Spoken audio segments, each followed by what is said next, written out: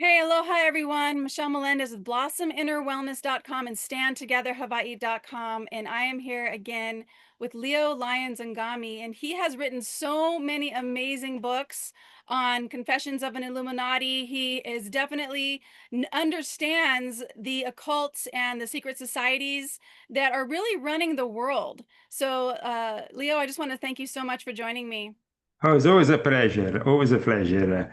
And I hope we can have a very interesting and in-depth discussion like the last time.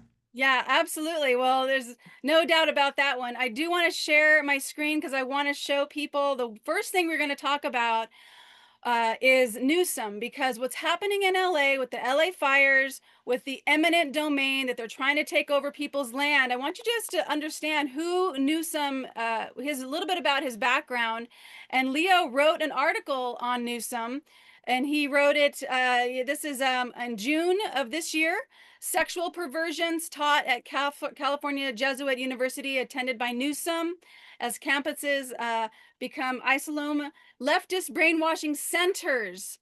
And I just want to Mm. just read one part and then I'm going to give it to you, Leo. But here it goes. Gavin Newsom graduated in 1989 with a Bachelor of Science in Political Science from Santa Clara University, a private Jesuit university in Santa Clara, California. Newsom has stated that the university's education helped him develop independent thinking. But those who read Leo's latest books, Confessions of Illuminati, Volume 12, know that that's a lie. So I'm just going to stop it there. And Mm. this picture of Newsom at this, Santa Clara University. I used to live in Santa Clara about 30 years ago. So what are your thoughts? I'd love for you to share more about that. Well, as you know, in my latest book, I talk about the Jesuits, and the Jesuits are, as their main mission asserts, focused on education. What happens is that when they established this order, they needed to find something that really could give them power. With the Knights Templars, we had banking, but that was already exploited by the time the Jesuits arrived. They wanted to still have that kind of military approach, but at the same time, they understood maybe focusing on education could then also write history because the people in charge of the universities, of the colleges, and so and other education institutes are the ones who then decide what is what is the truth and what they are teaching is then of course in these universities like Georgetown or other like the one you just mentioned where Newsom went becomes of course the only truth because the Jesuits are the ones in charge of the narrative. At the same time the Jesuits have also focused a lot, especially after the Second Vatican Council that took place in the first part of the 60s, in transforming the Catholic Church and the world around it, but also leading their own educational institutes to embrace a mix of Marxism and Catholicism in which all the values that, of course, we don't stand for are embraced. And Newsom, I think, also learned a lot about the Machiavellic nature of the Jesuits, because that's another thing which I've focused a lot in my book. The Jesuits are very manipulative. So the way that their education works out is an education that has to not only write the narrative, the current narrative, but also prepare the elite of the future in embracing their own values. So you see, with Newsom, we have the typical representative of that elite that embraces the Jesuit ideology, and at the same time, it's also very focused on appearance because it's all about appearance if you think about it. The Newsom, from his hairstyle to the way he presents himself, his look, is all about appearance. And this appearance, of course, goes along with the immigration policies of the Jesuits, which are about invading the United States of America with the larger number of Catholics possible from Central and South America. And so, for that reason, he is definitely the typical product of the Jesuits. In fact, Santa Clara University is today in a controversy regarding also their position when it comes down to sexual education, to the way that they are very liberal in their approach. They actually teach what is some kind of sadomasochistic pornography, and they actually demand you to submit a sort of sexual autobiography. I mean, all these things are very distant from what we perceive in our minds from, a typical order of priest that goes around preaching the gospel. No, it's not about preaching the gospel. It's around a commitment to transforming our society. And of course, we know that the New World Order, headed by the Jesuits and the Sabbatean Frankists, has been very much into destroying the traditional family values. And so there was actually a 26-year-old Protestant Christian mother of a 1-year-old who went on record saying that she wasn't standing for what this insane ideological teachings they were proposing there at Santa Clara University. I mean, she then rebelled, let's say, and she revealed how even her own Christian faith, in a way, was was challenged by this whole teachings that were pushed within the university. I mean, we are talking about something that is actually in violation of the American Psychological Association ethics code, as pointed out by my friend Jules Gomez, who is a very esteemed Vaticanist and journalist who actually resides in Italy. So they want to be innovative, but this innovation, of course, at times doesn't go in line with what Christianity is about, but they don't really care. I mean, when, for example, in the last few days we have Pope Leo with 1 million young people with this, I don't know if you saw it on TV, it was all over the place. He was doing this kind of gathering for the younger people. We imagine some very pious young people gathering for the Pope for a few days in Rome, in the outskirts there of Rome, while instead the reality is that 2 people actually died, that they were consuming a lot of drugs, they were doing unprotected sex, because that's what they do when they do these big gatherings of Catholics. And the whole thing is very far from what you kind of perceive from the media, from just putting on NBC or CBS and say, oh, the Pope, this unprecedented gathering of young people, which is in the tradition of what was started by John Paul II, a sort of, Catholic Woodstock of sorts. But I mean, we are talking about something that shouldn't be that way. I mean, so Gavin Newsom is a representative of the typical hypocrisy that conditions the California elite when they go to university. Even, I tell you one thing, I mean, you don't even necessarily need to go to a Jesuit university, because from what a friend of mine, Professor Darrell Amamoto, told me during an actual interview we conducted together, I did for him, every single university in California is controlled by the Jesuits. And he actually was a professor for many years, who for 23 years at the University of California, Davis, before retiring in 2018. So his experience is a direct experience.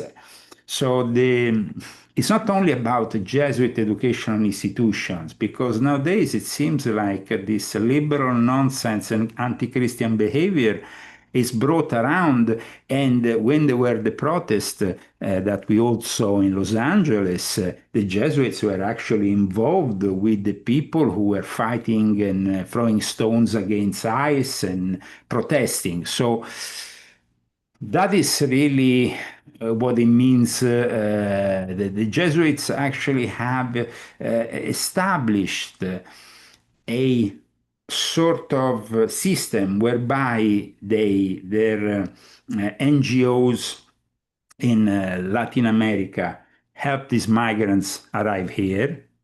And once they arrive here, they're aided by the Jesuits, and then they might, for example, become gangsters, work for a gang that might, they might owe money to a gang because they pay money to arrive here when they are, and at that point they do illegal activities for a number of years. And then when they want to recover and polish their image for their authorities and their own family, the Jesuits have constructed a sort of homeboy organization, which is actually a way for them to still have them under their control and bring them back to society all polished and say, oh, well, we're doing good here. We are polishing this.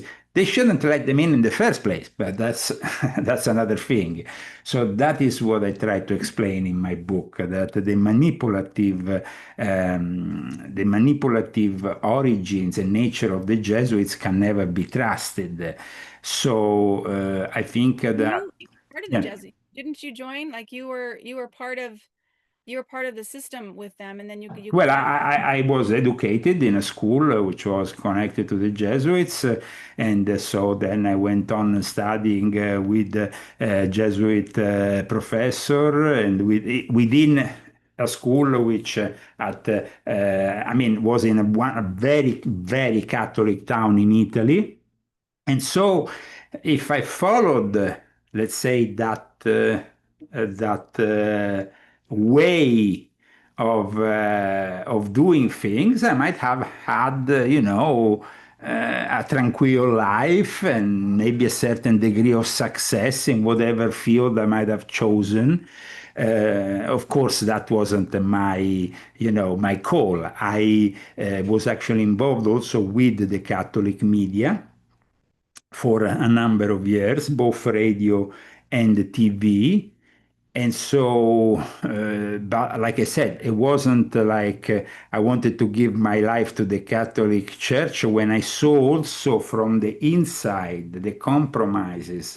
I saw at a very young age poor young children raped by priests. I mean, I didn't see them in front with my eye, but I knew about it because, of course, I was within, I was serving mass for a number of years. I knew, but I was lucky enough not to have those problems simply because I came from an aristocratic background. And so they go and prey like all child predators on the poor and the people who have, of course, certain, it's a little bit like Jeffrey Epstein. When with Ghislaine Maxwell, he went and recruited these girls. He will recruit specific girls that had, of course, been maybe raped when they were young. They were from poor families. They didn't have really anything, so they would be, if you give them something, they are, of course, grateful immediately in the immediate, but then after, so they all work always with the same kind of modality, these predators. It's sad, but that's the truth. Now, when I explained the misuse of the authority, because as an educator, you will always trust that your professor, your teacher, is a respectable person, is somebody you look up to, and that really is also what happens in a lot of Jesuit institutions, educational institutes. There is people, unfortunately, that fall for these predators. If you think about it, to a certain extent, even Emmanuel Macron was raped by uh, by Brigitte Macron, who was a professor in a Jesuit school, and he was 14 when he started his relation with her. That is basically pedophilia. That is a rape from a professor in a school that you should be. That's why I wrote even in my book and I also in my article that you cited that, of course, in the Trump era, we are seeing things in a different way. But we are also noticing how aggressive these Jesuits and also the product of their, I mean, these people who throw stones at ICE, who attack ICE, I mean, in the fields here in Southern California, planting, in the marijuana fields, you have minors. And Gavin Newsom doesn't mention that. He doesn't mention the fact that you have actually a situation that is completely legal and ethically and morally wrong because these children should be at school. They shouldn't be in a marijuana plantation. But it's almost like if you come from Latin America, you are allowed to do anything and you are allowed to behave like you behave in one of their countries. Well, that is not possible. I mean, California is not a third world. California is not a third world country. Theoretically, it shouldn't be. And if, I mean, it's like this is slavery, it's modern slavery, and he's condoning this whole thing. And his attitude, I mean, comes also from, of course, a Jesuit upbringing, which it's something that definitely creates the basis for your. I mean, like I said, I was brought up in that kind of situation and I just walked out of it. People like Donald J. Trump, for example, he was for 2 years in a Jesuit university, but he didn't embrace it. He simply learned what he had to learn from that contest and then he left. So it's about also knowing when to say no and also being able in all these Jesuit driven situations to say, okay, I want to learn, but I have to put a filter of reason because otherwise I become a puppet and with their propaganda and their lies they will make me believe that what they're doing is good for the is for the good of mankind. But that's why you have to have a good dose of critical thinking, and I think that a lot of people, and I noticed this even from people who were at school with me, they just went along for the ride and to not have any problems they continued, you know and Yeah. they might have not been raped or have any negative experience because but at the same time they simply bow down to that system simply to have a job. The guy, maybe one guy wants to be a policeman, the other one wants to be a professor, the other one wants to be a school teacher in the elementary school. They do this without criticizing the system because they know that the moment in which you criticize the system, you are out of the system. You become flagged and then at that point you can't work anymore. So how is writing your books, how has that affected your life? Because you've written 12 Confessions of an Illuminati books. I mean, you really you guys can find his books on Amazon. And also it's like some of this information they don't want I wouldn't think they would want this out. So that's my first question. And then my second question is for people who don't understand the history of the Jesuits, because the Jesuits, from what my research says, that they were the military arm of the Catholic Church of the Vatican. But so I would love for you just to kind of share with people who the Jesuits are, and then we'll Mhm. go into how they've affected the United States. But first, about you, like how are you able to write 12 Confessions of Illuminati? Well, I had to renounce to something. It's always about making choices. I'm not saying that I made the best choices because I could probably have a more tranquil life, and I would probably live in a nice big villa without, the restrictions I have when living in a small little apartment. Uh, I made choices. I made choices that were very costly for me personally. I never saw my son again, which they took when he was only 1 year and a half. This Jesuit guy showed up, Thomas Michel. I talk about it also in volume 10 of my confessions. The mother was Islamic, but the Jesuits control also many Islamic factions. And they came to me and they said that you have to stop criticizing us. It was the period between 2006 and 2008, which I started exposing these things on the internet. They were not happy at all about it. I hadn't written yet any books. And so then I had to make a choice. I was arrested for the first time for espionage in 2008. And then I had to renounce to ever seeing my child again, my son again, who has now is, I think, 19, and he never has contacted me because, of course, they probably brainwashed him and probably I don't know even if he knows I exist, but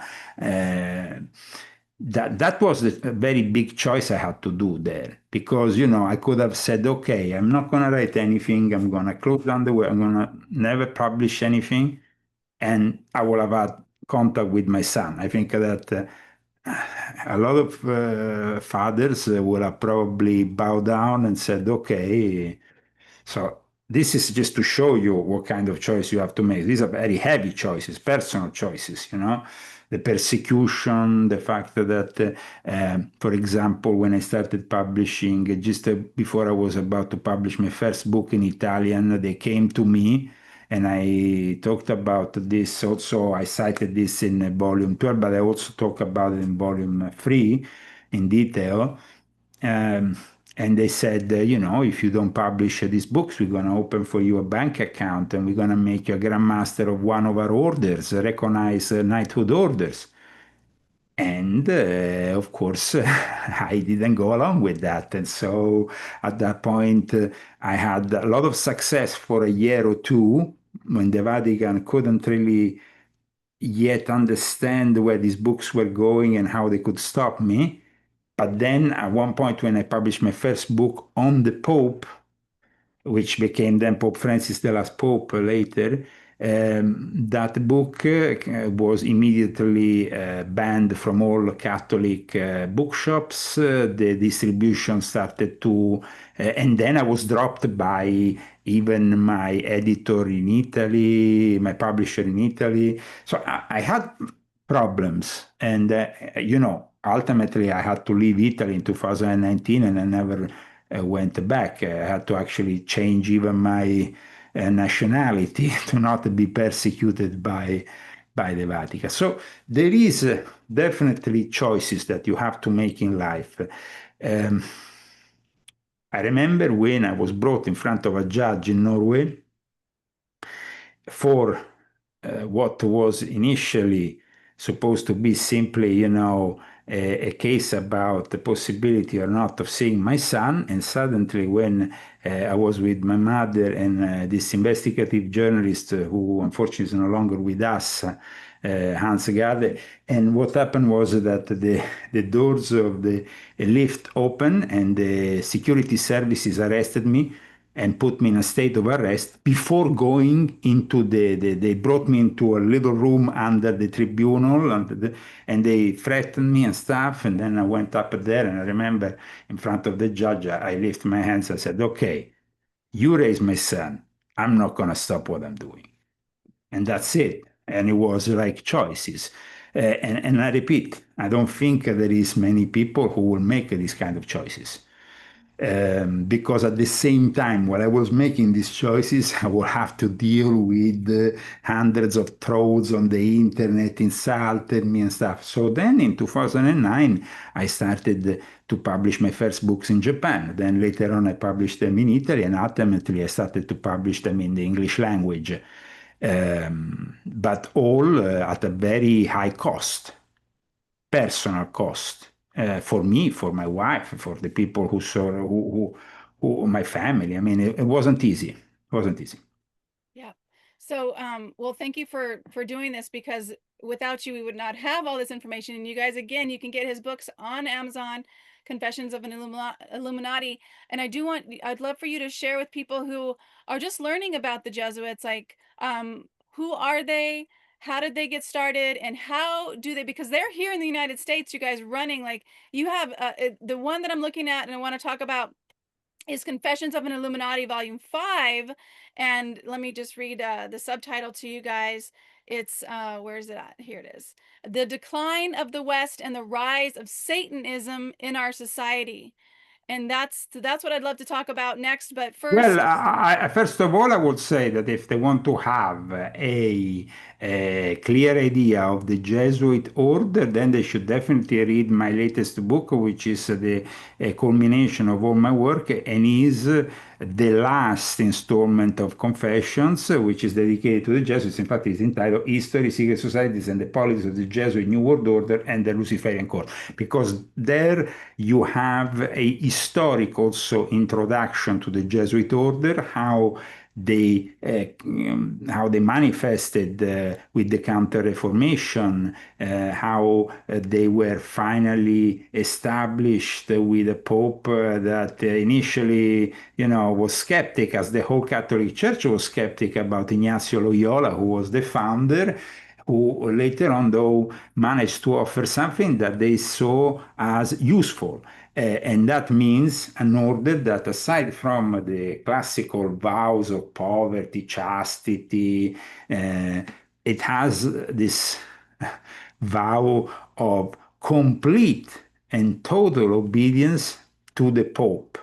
And that vow, it's a vow that enables the Jesuits to become also secret agents of the Vatican, James Bond of sorts, So they will do anything aside, they don't, at that point, is not about the Catholic or the Christian faith. It's about the interest that the Vatican and the Pope as a head of state has, and those interests can push them to do anything. I mean, the Jesuits might not be like the warrior monks, like the Templars, but they will poison you, they will kill you anyway. I mean, they are very ruthless in what they will do. And that is something that people have not fully understood, because, like I explained in volume 12, they seem an innocent group of priests when instead they are not. In regards to volume 5, that's a very important book because it talks about the decline of the West and the rise of Satanism in our society. In that kind of situation, we see that a bunch of secret societies, or societies with secrets like Freemasonry, because everybody knows Freemasonry, have established themselves. And it's a little bit like if we had, that's why volume 12 completes everything, including what was written in volume 5, because you want to go from the bottom of the pyramid all the way to the top. And so on the top, you have the all-seeing eye, which here is the eye of the Jesuit with the symbol of the Jesuits. That is the Jesuit general who controls all the secret societies, who have really been behind the decline of the Western system. And of course, the so-called liberal, socialist, Marxist, communist, progressive idiots that are ruining the planet. And of course, all the Masonic lodges infiltrated by the Jesuits, but also often sponsored by the Sabbatean Frankists, because you see, there is this a union of intent between the heretical Jews, the Sabbatean Frankists, like for example Jeffrey Epstein or Robert Maxwell, the father of Ghislaine Maxwell herself.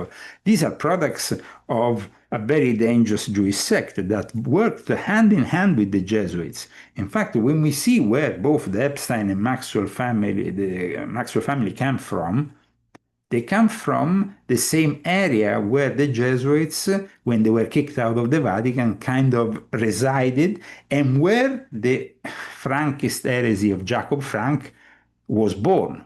This guy who believed to be the reincarnation of Shabbatai Zevi, who was this self-proclaimed Messiah, and Jacob Frank went one step further because he also brought thousands of Jews to infiltrate the Catholic Church by forcing them into converting, but exteriorly, not in their houses, in their homes where they will continue their heresy. So the actual work that I've done with Volume 5 is about, of course, introducing a number of secret societies, of realities, how, how the Knights Templars, the Sufis, the craft masons of ancient Rome, how all these things kind of are connected, but also explain to people the reality of this secret society, of esoteric Rosicrucianism, of the Jesuit Jewish Masonic conspiracy that is behind everything, and the secret beliefs and practices that most Freemasons don't even know about, but are practiced by Freemasons of the higher levels in certain rites and stuff, and make them understand that, of course, there is some elements that can be positive. I mean, if I want to learn about Hermeticism, shamanism, paganism, Druidism, Gnosticism, the Kabbalah, alchemy, I'm not necessarily a Satanist. I want to make this clear because otherwise it seems like I'm an extremist or a bigot of sorts. But there is definitely a tendency in all these mystery schools of having been, because they come from the Gnostic tradition, and the Gnostics were the original Illuminati, as I explained later in Volume 9. And there is a certain darkness that also is part of all this. I mean, we see these things, if we see them, in a light way, they can be simply, just part of a new age frame of mind, and people are okay, fine. It's nothing, there is nothing satanic in it. But in reality, there is, for example, groups like the OTO that maybe say love is the law, love and the will, and everything is, they claim they build their own lie on a supposed affirmation of love and will, but in reality, then they hide more sinister and darker practices that they say the grand object is to promote the happiness of the human race, like even George Washington said. But the thing is that Freemasons, like the ones like George Washington, was definitely not like the guys who we find like Aleister Crowley and the guys from the OTO. So there is, even in Freemasonry, there was so many different schools of thought that there's always been very much a confusion. It's a little bit like I was discussing it the other day in a show I was doing for my Italian audience in a question time with my, and somebody said, it seems a little bit like Freemasonry, not the first 3 degrees, but the other, all the various rites, is a little bit like the MMA, it's a little bit like mixed martial arts, it's a bit like mixing all these different martial arts to then arrive to some kind of realization or awareness, because, and of course, Freemasonry became the umbrella for a lot of these mystery schools that came together that once upon a time might have been persecuted by the Church of Rome in particular, by the Vatican, and by the Jesuits themselves, who became part of the Inquisition. Let's not forget that is another phase that is very important that I describe in my latest book. So you were asking me the Jesuits, their particularity. They came into fruition the moment in which the Vatican was starting to have problems. You start to have Martin Luther, you start to have Calvin, you start to have the Church of England. You are losing pieces here.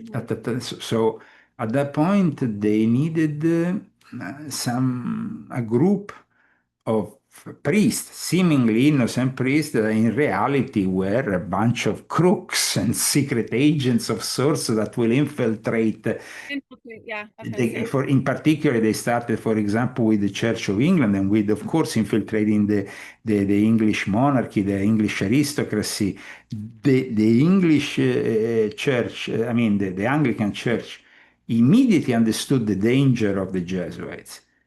And so they were rather clever in getting to like, for example, today we talk about James Bond. James Bond, classical secret agent, 007. No? But 007 is the code that was actually used by John Dee with Elizabeth I to cryptically communicate things about the Jesuits who were infiltrating the kingdom. And when the Jesuits started to use, because they were very much also into black magic, into using grimoires, they didn't care about, using even black magic or things that were not officially permitted by the church. In fact, when they became actually in charge of the Inquisition, it was almost laughable. But they could go after the people who practiced the same things that they were practicing in secret. So that's why the Vatican put them in charge. And I said, maybe they can actually find out who are the witch doctor or the witches because they themselves practice this kind of things. Let's not forget that Ignazio Loyola was himself connected to the Alumbrados, who were very much into the Gnosticism, mystery schools of old, which characterized also the Iberic Peninsula, in which you had a strong Arab Muslim presence that then was kicked out, together also with the Jewish presence that was kicked out, because the Inquisition, in the hands initially of the Dominicans, was about cleaning the whole of Spain up of these heresies and these other religions.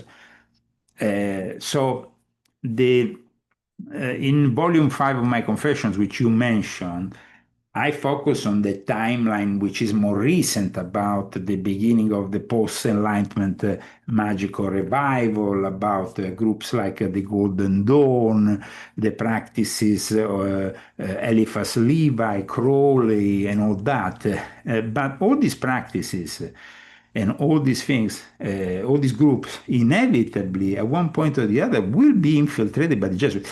People, for example, don't know that at one point, Aleister Crowley was in Sicily. He had this abbey of Cefalù down in Sicily for a number of years, early 20s, until a Jesuit priest in Rome saw what Crowley was doing, saw it as a danger, and communicated with the OVRA, the secret service of Mussolini, and eventually had them all kicked out.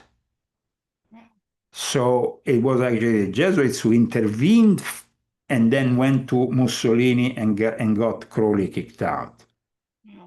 When in 1924 the Freemasonry was banned in Italy, and the two biggest, most important obediences, lodges, grand lodges, were banned. It was because the Jesuits also went to Mussolini and said they're too dangerous, they're anti-clerical, and we can't control them.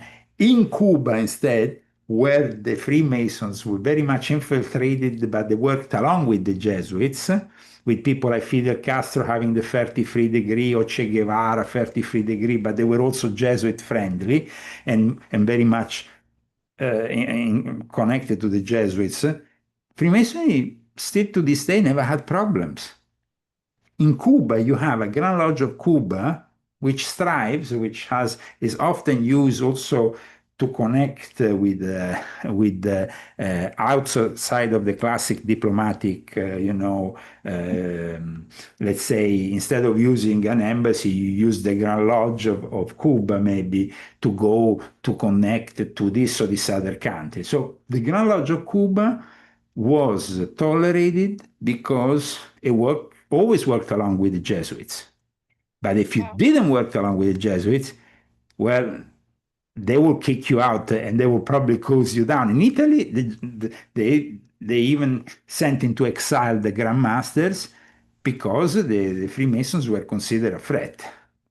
Because with the unification of Italy, because the Vatican was in the center of Italy, and they needed to unify. And Vatican was not only a little city at the time, but it was a powerful state in the center of Italy, big, and they had to reduce this state to what it is today, which is today is 900 people living in a few square miles. But at the time, they had various regions in the center of Italy.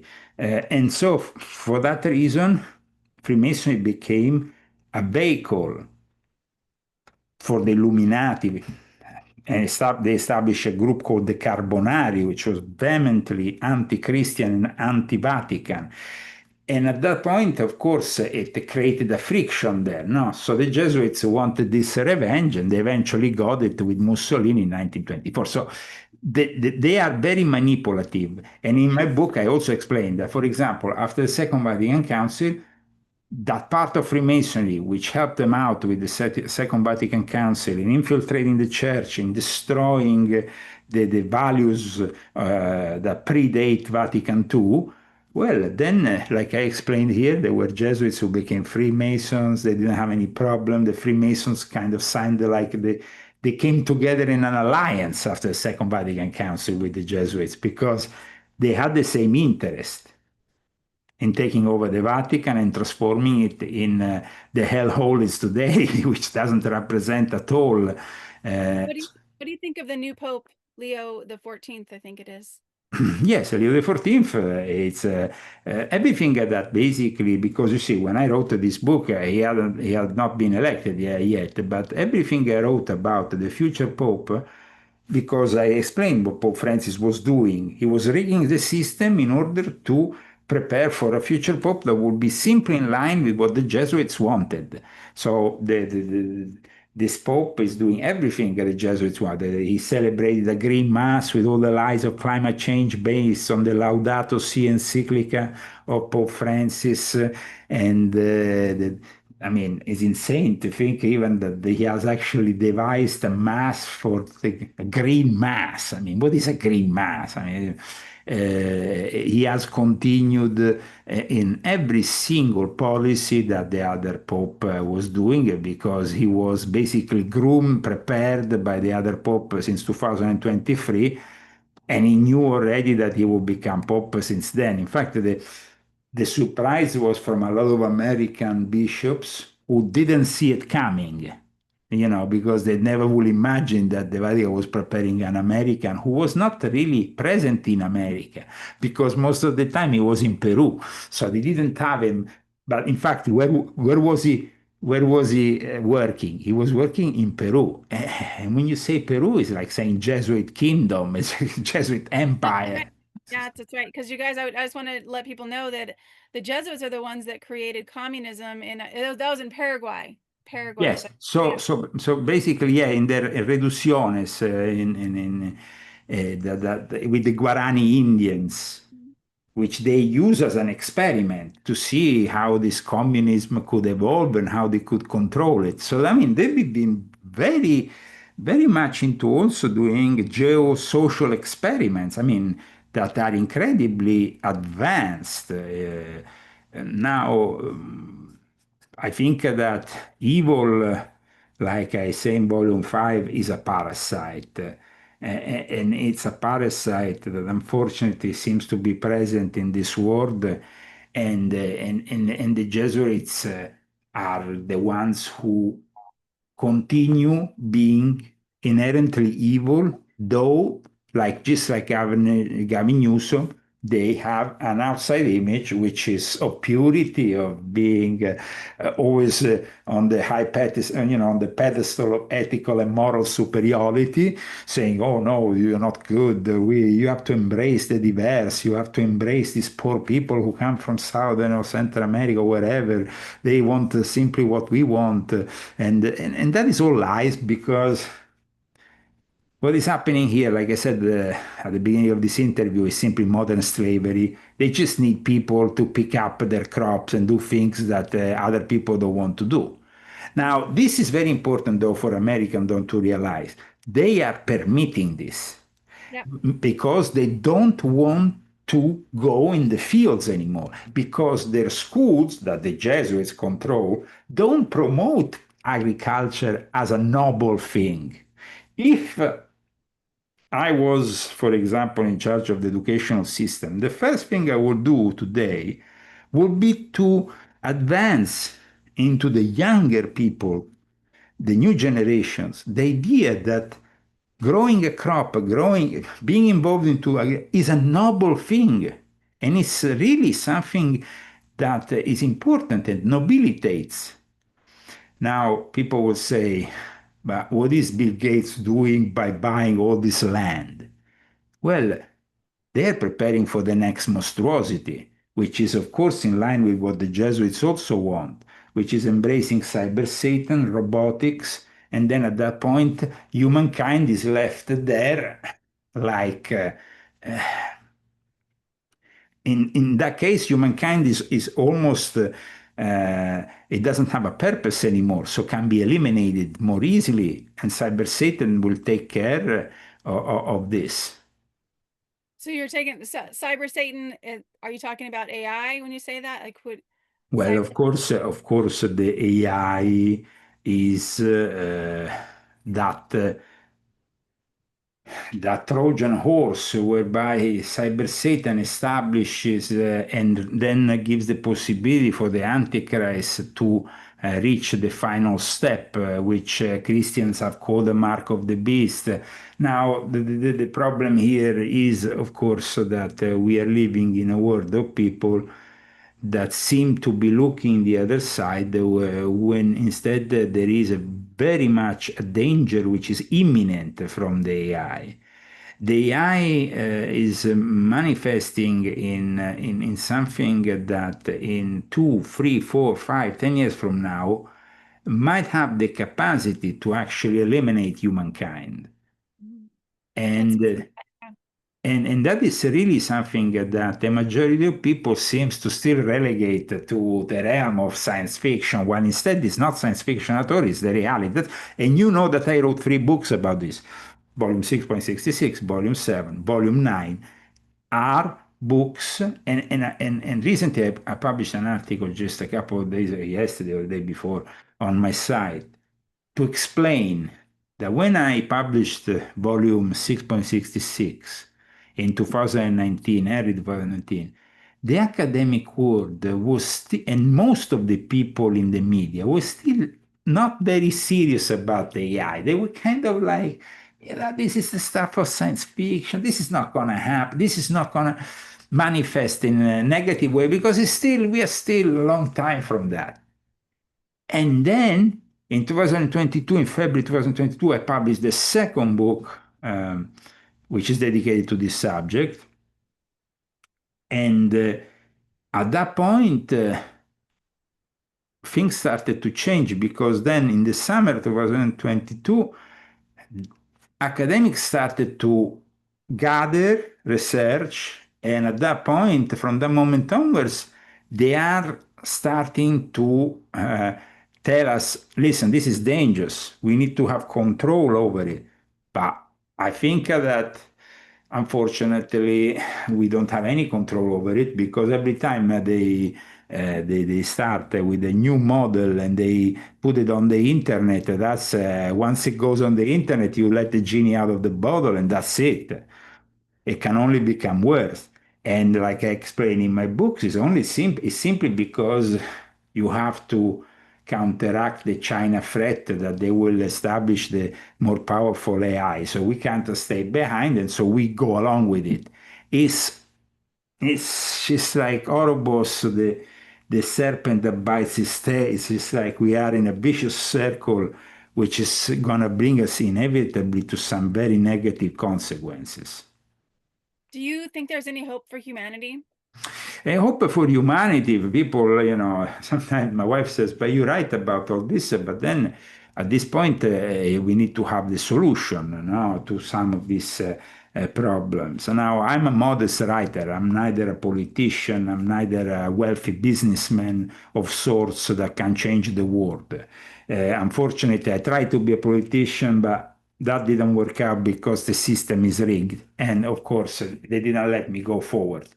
Um, I tried to explain in volume 7 in particular, which talks about the occult side behind the Great Reset and the populist reject, we are rejecting this Great Reset, so we call it the Great Reject, I tried to explain that the solution would be at one point to go off the grid and establish communities that are completely out of that AI control. And also I explain in volume 7, and I went back on it in volume 9, that smart means Satan. It means like you have a smart house, a smart car, a smart phone is a satanic phone, it's all just transform. The word smart is not smart at all.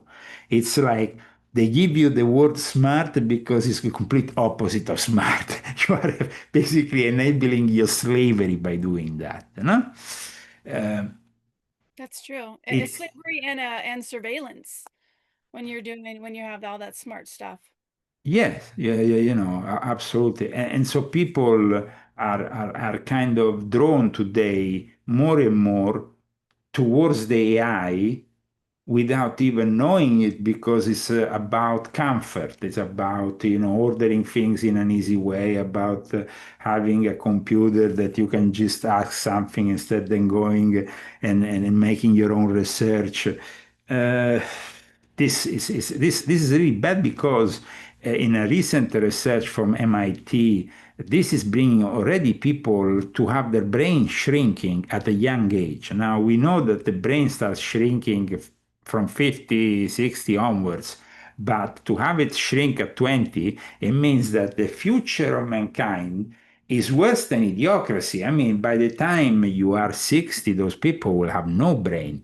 The people who are now 20 and will be 60, maybe 40 years from now, they will not be able to do anything without the AI, That's and right. that's really sad. So my books are warning you to act now, and that's why when you say the solution is to activate ourselves now, and that means a few million people. I'm not telling one or two person because I mean we can create small communities. Of course, there is people I know who are creating small communities here and there around the world.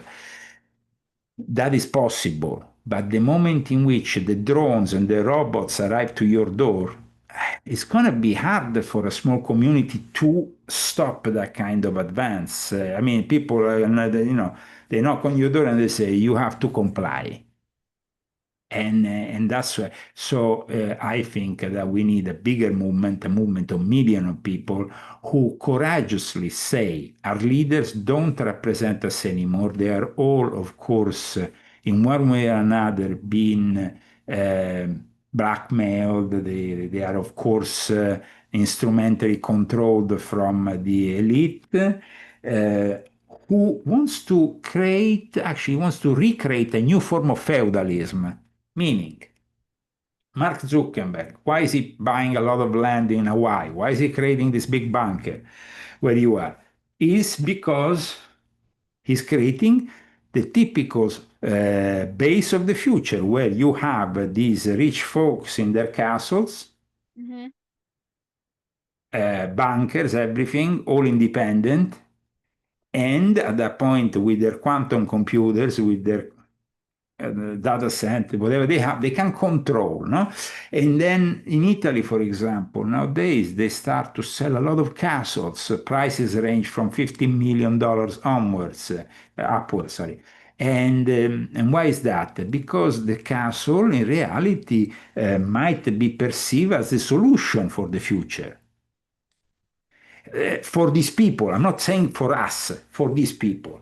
So at this point, how we, the common folk, need to react to these people who are already showing us their future is into what used to be feudalism? Because at the time, let's not forget how it worked out in the medieval times. Either you were in the castle or you were out of the castle. And out of the castle, you will have rape, murder, people who steal, people who will kill you for a buck. It was at Yes. the end, people will beg to be in the castles with the guy in charge. Okay, so the prince will arrive of the castle, say, "Okay, you are my peasants, and you will work for me doing this and that." So that is really what is happening here. The solution, like I said, is for a few million people to say, we reject all this, we reject the AI at the ultimate level, because you see, AI is at the moment developing. That means that we have still, before we arrive to the AI, to the what is known as artificial general intelligence, still a couple of years at least. At that point, we have to make a choice, and that choice means, we willingly reject the level of AG that goes beyond mankind, that goes beyond our capacity, which is going to happen. It will perform any intellectual task that a human being can, but at one point it will be better than a human being. It will be like they will have a type of intelligence that will surpass us. And that's when they will probably auto regenerate and take care of their own and use robots and start probably unleashing viruses and stuff to eliminate us. So before we get to that point, a group of intelligent people should just say, okay, fine. And we go and pick up an island. I'm hypothetically making here an example. It can be an island, it can be whatever. But I mean, an island is very good because it's isolated if they have water. And we reject that way of life, and we reject the level of artificial general intelligence that we will have in the future, that general cognitive abilities that everybody is talking about, all this modernity. We reject transhumanism. We establish a constitution in which the first thing says we reject AG. We reject the possibility of cognitive abilities that are also found in humans. We reject their adaptability, their reasoning, their everything that they stand for. We reject because our society will, yes, we could use still AI, but up to the level that is considered safe. Mhm. And that level is it's a very fine line here. It's a very fine line. So yes, that is the solution. It's to move fast and to convince people into creating their own state, sovereign state. That is Well, not an easy thing, eh? no, it's absolutely not. But like I live off grid. I love it. And it's not easy. It's not easy, No. but it's totally 100% worth it to me. And so Mm. you guys watching is like just looking at one thing that you can do that starts to take you off grid, and also reading more. Like yeah, it's like really important for us to use our brain, because what Leo is saying is absolutely right.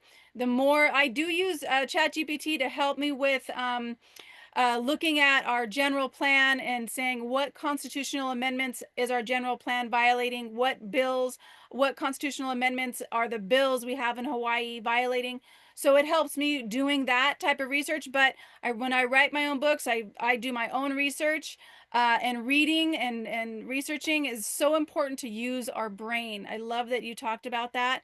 And so, you guys, when you're watching this, here, I'm just going to share with you Leo's book here on Amazon. This is the one he's talking about, Confessions of an Illuminati, Volume 12, The History, Secret Societies, and the Politics of Yeah. the Jesuit New World Order and the Luciferian Court. This is happening. This is all throughout the United States. I have a lot of people who wonder why it's gotten so crazy with the transgender and just all of the madness. And I say, you guys, this is by design. They want us separated. They want us to be in fear, in hatred against each other, because then they come in and bring in what it is they want. And that's exactly, we need to stay in love. We need to stay connected with each other. We need to grow stronger families and stronger friendships with each other, and then getting off the grid. I love that you mentioned that. Is there Yeah, anything? and but like I said, because we are risking then, in 10 years from now, when the drones and the robots are running, around the planet on behalf of this or this other state or corporation, we could still risk even off the grid to encounter problems. So that is where we need to unite in something that is at another level, at a level that has then the possibility of constructing their own armed forces and stuff to counteract eventual hostile intentions from the people who of course, will bring forward. So, when you mentioned Volume 5 is a book that I wrote about a few years ago, I included also the fact that the Satanists are very well, they know very much about hypnotism, about how to use, induced trance, and to really arrive to a level of control through that. And of course they do it all the time. I mean, it's not about some mambo jumbo. It's about all the publicity they feed us through the media. It's about all the news they keep on pushing. So it's like the Illuminati, at the time, in the 18th century, we had the first form of mesmerism, animal magnetism. Then it became known as hypnotism. And I wrote, as you know, a whole book, volume 11, about how this society, the past, present, and future of mind control, from Sun Tzu to MK Ultra and beyond. And this is very important because there is a lot of people who unfortunately are hypnotized by the system. And of course, then the Illuminati have their own things in regards to, for example, might be even secondary aspects at this point because of the problems we have just mentioned, but their intention is clear. They like to take care of their sexual energy in certain ways. They use it, because it's about their mind, body, and spirit, but it's also about this energy that they can cultivate with younger women that they claim in some way it gets them to stay younger, it gets them to stay in charge. And so the thing is, like, this all this pedophilia, these perversions, these pedophile rings left, right, and center. It's a big problem because then it also functions as a blackmail ring because all these people do all these things and then they become all blackmailable. And so basically, all our leaders are compromised and all our states are compromised. And so we need to build up something else. At this point, it's like, we don't have any other solution. Yeah. And I do want to show your book that the one I was talking about is Confessions of Illuminati, Volume 5, The Decline Yes. of the West and Rise of Satanism in Our Society. Yeah, because then you can understand what Satanism is doing, why they are doing that. I mean, why they need to feed also these entities with this energy. It's obviously, like I said, I mean, people, for example, still to this day, and this is something a question, but how many children did Jeffrey Epstein have, and where are they, and why nobody's talking about them? Yep. Very And true. what was behind him that he was actually trying to build this race even by seeding half of the planet almost. His intention was to do something like that. I mean, when you start having that kind of idea, you go back to, for example, the beginning of the Russian Empire. People don't know that, but the first Tsars were actually Vikings. Now, in order to um to create the Russian Empire, the Russian Tsar, who was a Viking, seeded thousands and thousands and thousands of women along all the rivers. So then that, in a way, established a empire. I mean, it's sick thing that these people do, but this I'm talking about historical things that have, or people say that 1 in 5 Europeans have maybe the DNA of Genghis Khan, another conqueror who went on to do the same thing.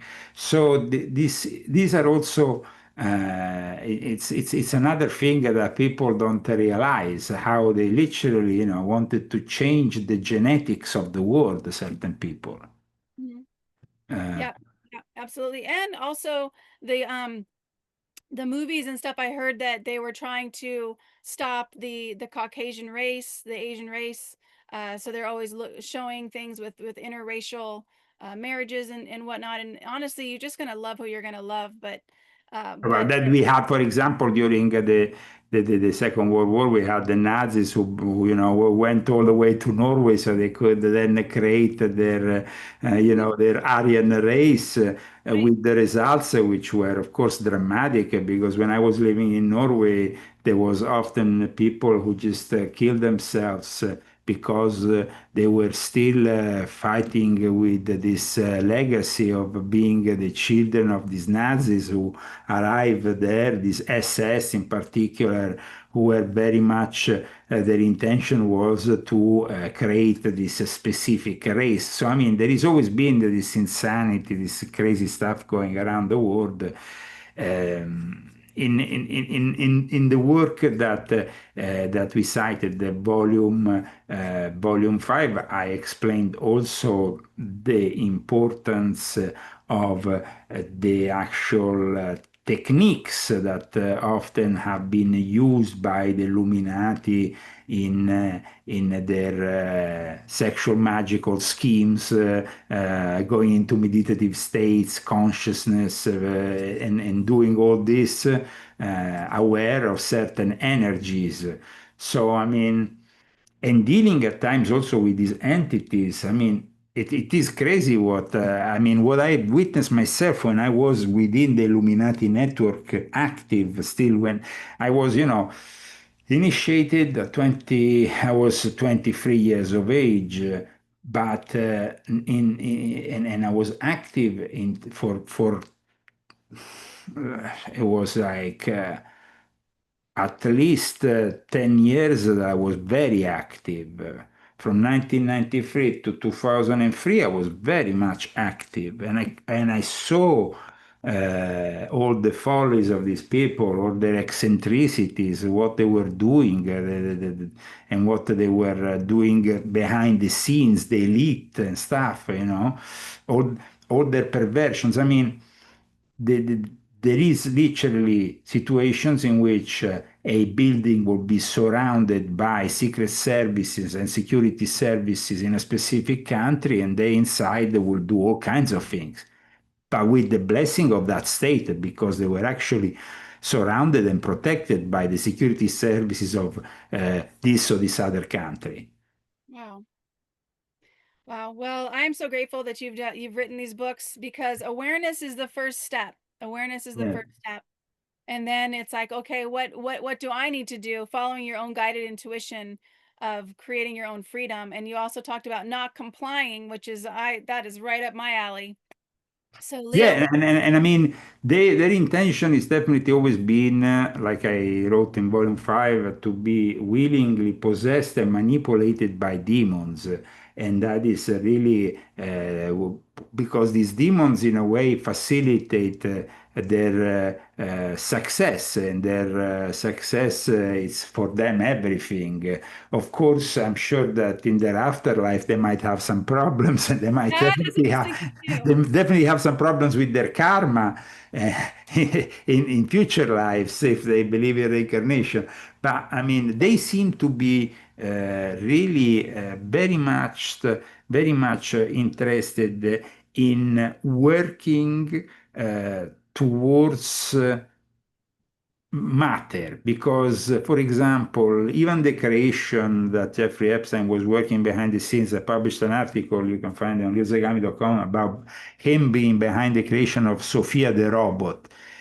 It is a very important thing that they were doing. And then when Sophia the robot was eventually launched in 2016, the creators, Hanson Robotics in Hong Kong, they rejected. They said, no, no, we don't have anything to do because, they didn't want to. But in reality, Jeffrey Epstein has said there is a group of people in Hong Kong that are developing this robot. It's called Sophia. I mean, and they said, no, no, no, we don't have anything. Then when you go and see that the actual open source AI software used within the robot was actually financed by Jeffrey Epstein, then it's like it's the creation of a golem, of something, of a Frankenstein of sorts that Jeffrey Epstein, who was himself a Sabbatean Frankist monster, was definitely involved in. So thank you so much for having me today on your show, and I hope that our audience makes the necessary steps to prepare at least, and maybe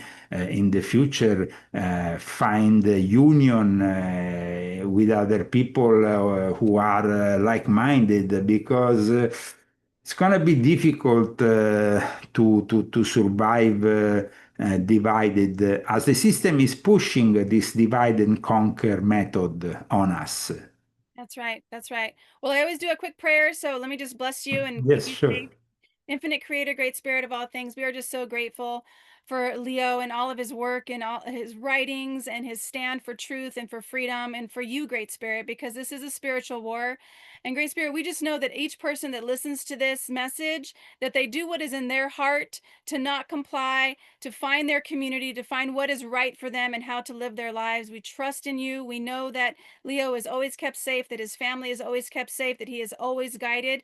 None of us are ever alone. And we give so much gratitude for the angels and the guides that are wrapped around the planet supporting all light workers, Great Spirit. We know that this is a spiritual war, and we know in the end, truly, you do win. Great Spirit, we are so grateful to watch this movie, and we bind anybody who does not value human life, who does not value freedom, who does not value people's private property. We bind them with the unconditional Christ consciousness of love, Great Spirit, that they cannot do any more harm, and that their hearts are turned toward the light. Great Spirit, we give so much gratitude to watch this earth unfold, to make it a beautiful, harmonious place for all people. And we call that forth now, and so it is. Amen to that. Yes. And God bless you all. And we speak soon. Let me know when it goes on the air, when it's broadcast. Send me the link. I will. I And will. Much mahalo and aloha. aloha, aloha. Aloha. Bye.